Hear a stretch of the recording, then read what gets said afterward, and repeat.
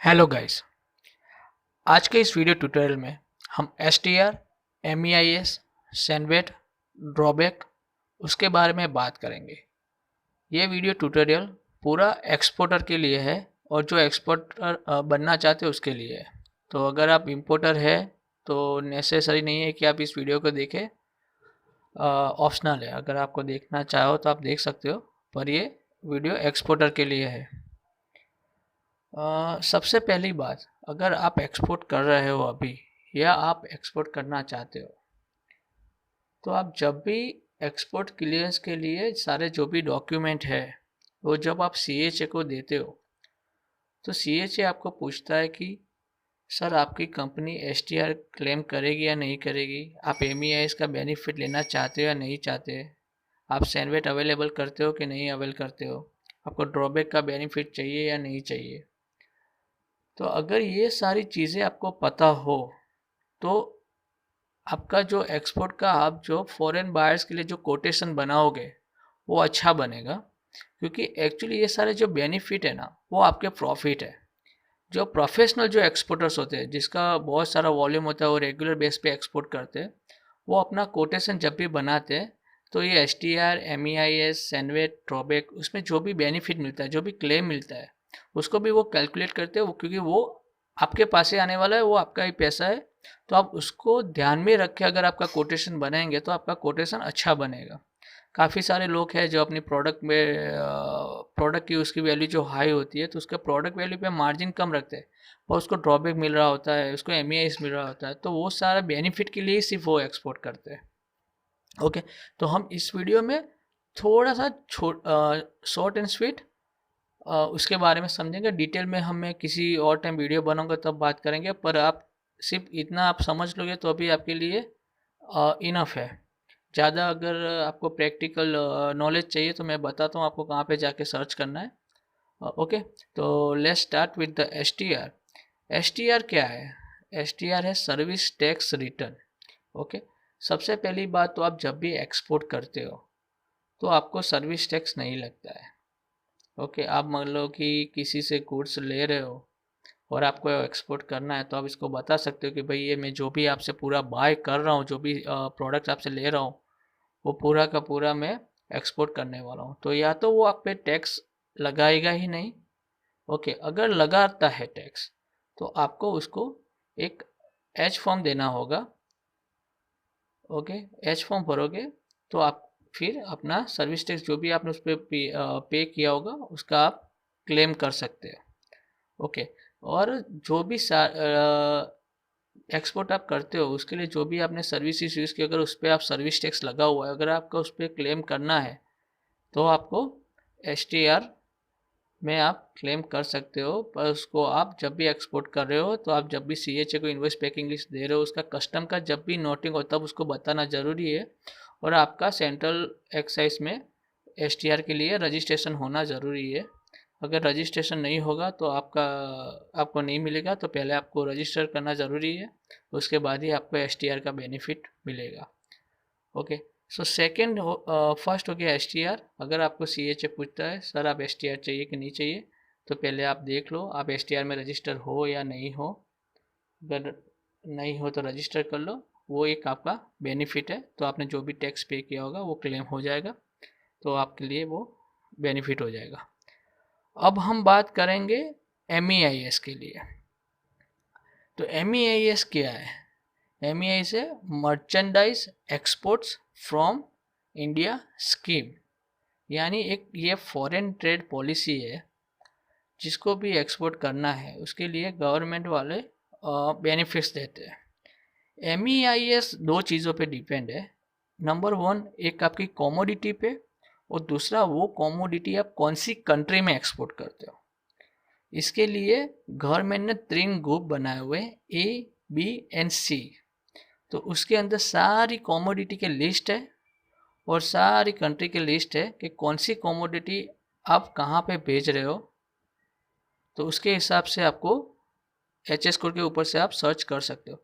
अगर आपको M E S का पूरा लिस्ट चाहिए कौन सी कॉमोडिटी और कौन सी कंट्री में मुझे मिलेगा, कौन सी कंट्री के लिए, तो वो कंट्री का लिस्ट ABC ग्रुप में दिया हुआ है कि ये कंट्री में भेजोगे तो आपको इतना परसेंट बेनिफिट मिलेगा, आपकी जो भी इनवॉइस की FOB वैल्यू होगी उसके ऊपर। तो वो आप चाहो तो DGFT की वेबसाइट है, उसके अंदर पूरा लिस्ट दिया हुआ है, तो वहाँ से आपको पता चल जाएगा कि आपको 1.5% बेनिफिट मिल रहा है या 2% बेनिफिट मिला है, जो भी आपके इनवॉइस पे है। याद रखना, ये एक MEIS एक अलग से बेनिफिट गवर्नमेंट दे रहा है। अगर आप दूसरा बेनिफिट भी लेते हो, सपोज कि ड्रॉबैक ले रहे हो या सैनवेट ले रहे हो या STR ले लो, कुछ भी ले लो, पर आप MEIS भी ले सकते हो, यानी आप क्लेम कर सकते हो, वो आपका बेनिफिट है। फ़र्क इतना रहेगा, MEIS का जो भी बेनिफिट होता है वो आपके अकाउंट में जमा नहीं होगा। MEIS के लिए क्या करना होता है, सबसे पहले आपने जो भी सारे एक्सपोर्ट कर लिया, एक्सपोर्ट के बाद जो भी डॉक्यूमेंट्स होते हैं वो सारे डॉक्यूमेंट्स जब आप एक्सपोर्ट करते हो तो आपको वहाँ पे आपके CHA को बताना है कि भाई मेरे को ये MEIS मिल रहा है और मैं MEIS का बेनिफिट लेना चाहूँगा। तो उसके टाइम पे क्या होता है, वो जब भी आपका नोटिंग करेगा, कस्टम नोटिंग, तब वो वहाँ पे सॉफ्टवेयर में टिक कर देगा कि ये एक्सपोर्टर MEIS का क्लेम कर सकता है, तो फ्यूचर में वो जब भी क्लेम करेगा उसको MEIS का बेनिफिट मिलना चाहिए। अब आप सारे डॉक्यूमेंट जब एक्सपोर्ट हो गए, उसके बाद आपका जो भी ओरिजिनल डॉक्यूमेंट, इनवॉइस है, पैकिंग लिस्ट है, शिपिंग बिल है, EP कॉपी है, वो वगैरह सारा लेके आपको DGFT में सबमिट करवाना है। MEIS के लिए DGFT वाला MEIS का लाइसेंस इश्यू करेगा, वो लाइसेंस आपको फिर कस्टम में सबमिट करवाना है आपको CHA के देने के बाद। फिर कस्टम में सबमिट करने के बाद, रजिस्टर करने के बाद आप वो MEIS लाइसेंस यूज़ कर सकते हो। MEIS लाइसेंस में आपको कैश पैसा नहीं मिलेगा, आपके अकाउंट में कोई पैसा ट्रांसफर नहीं, वो लाइसेंस के रूप में आएगा। वो आएगा या तो ट्रांसफ़र कर सकते हो, यानी ट्रांसफ़र लिखा होगा तो वो लाइसेंस आप बेच भी सकते हो किसी को। अगर नॉन ट्रांसफ़र है तो आपको खुद ही यूज़ करना पड़ेगा उसको। आप ड्यूटी भरने में, एक्साइज ड्यूटी भरने में, इम्पोर्ट ड्यूटी भरने में, यानी उस तरह से आप यूज़ कर सकते हो, पर वो कैश नहीं होगा। तो ये हो गया MEIS। ये डिपेंड करता है कंट्री के ऊपर कहाँ पे आप एक्सपोर्ट कर रहे हो और आपकी कौन सी कमोडिटी है, इसका सारा लिस्ट आपको DGFT में मिल जाएगा। ओके, अब हम सैनवेट के बारे में बात करेंगे। सैनवेट क्या है? सैनवेट का मीनिंग हुआ सेंट्रल वैल्यू एडेड टैक्स। अब आप कभी भी जब एक्सपोर्ट कर रहे हो, अगर आपको CHA पूछ रहा है कि सर आपको सैनवेट अवेलेबल है या नहीं, आप अवेल करते हो कि नहीं करते हो, तो सैनवेट क्या है? सैनवेट मतलब आपको समझाऊँ तो इंडिया में कोई भी गुड्स होता है ना, जब भी बनता है तो उसके ऊपर एक्साइज ड्यूटी लगती है। सपोज़ के एग्जांपल के तौर पे अगर हम एक बाइसिकल बना रहे हैं, तो बाइसिकल के लिए क्या होगा, हमें ट्यूब चाहिए होगा टायर बनाने के लिए, स्टील चाहिए होगा, आयरन चाहिए होगा, प्लास्टिक चाहिए होगा, तो कई सारी चीज़ें एक मैन्युफैक्चरिंग कंपनी को चाहिए, बराबर है। तो अब वो क्या होगा, ये जो मैन्युफैक्चरिंग कंपनी को तो साइकिल बनानी है, तो वो काफ़ी सारी चीज़ें अलग अलग जगह से लाएगा, उसके बाद उसको बनाएगा। तो उसके लिए मैन्युफैक्चर के लिए बाइसिकल है ना, वो एक फिनिशिंग गुड्स हो गया। पर दूसरे लोग हैं, सपोज कि कोई टायर सप्लाई कर रहा है तो उसके लिए टायर फिनिशिंग गुड है। अगर वो साइकिल के लिए रिंगिंग बेल दे रहा है तो उसके लिए रिंगिंग बेल फिनिश प्रोडक्ट है। वो आपके लिए एक पार्ट्स हो गया बाइसिकल का, पर उसके लिए फिनिशिंग गुड्स हो गया।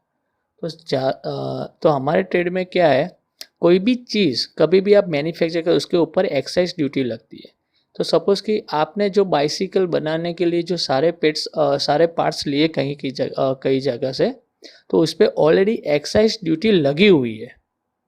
तो उसके अगर ऊपर आप भी अपनी बाइसिकल का एक्साइज ड्यूटी लगाओगे और उसके बाद आप एक्सपोर्ट करोगे, तो यानी क्या हुआ, एक्साइज ड्यूटी तो लगी हुई है और उसके ऊपर आप फिर से और एक्साइज ड्यूटी लगा रहे हो।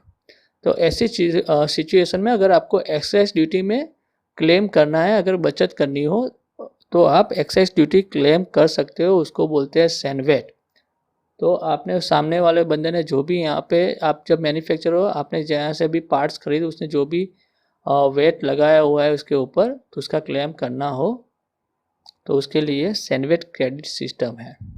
हाँ, तो यही हो गया सैनवेट। तो आप सैनवेट लेते हो या नहीं लेते हो, तो नेक्स्ट टाइम आपको पता चल जाएगा, आपको CHA को हाँ बोलना है या ना बोलना है। ओके, इसके बाद हम अभी बात करेंगे ड्रॉबैक।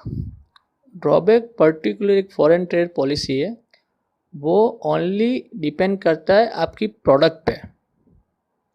MEIS की जैसा नहीं है कि कॉमोडिटी और कंट्री दोनों मैच करना है। ड्रॉबैक में सिर्फ आपको कॉमोडिटी के ऊपर डिपेंड है। अगर आपकी कॉमोडिटी उसके फॉरेन ट्रेड पॉलिसी के अनुसार वो आपकी प्रोडक्ट, आपका HS कोड वो उसके अंदर आता है, तो आपको ड्रॉबैक का बेनिफिट मिलेगा। उसका भी जो भी लिस्ट है वो आपको DGFT की वेबसाइट से मिल जाएगा। ओके, ड्रॉबैक में एक बेनिफिट है, उसमें क्या होता है कि MEIS में लाइसेंस होता है, आप लाइसेंस यूज़ कर सकते हो।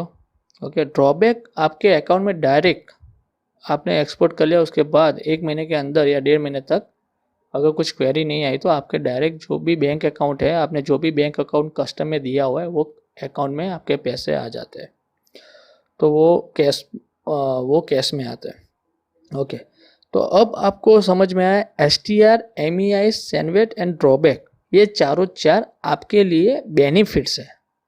तो ये बेनिफिट, आप कुछ भी चीज़ एक्सपोर्ट कर रहे हो तो आप अपना जब भी प्रॉफिट मार्जिन गिनो तो ये बेनिफिट को भूल मत जाओ।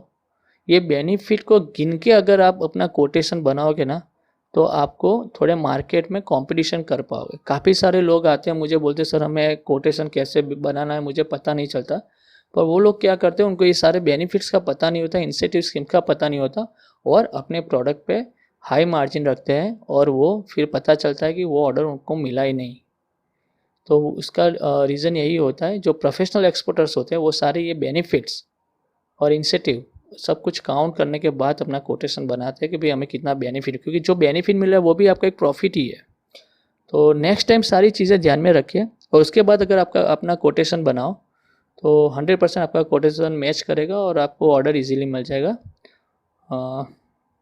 मेरे ख्याल से इतना काफ़ी हो गया। अब और डिटेल में मैं बाद में वीडियो बनाऊँगा।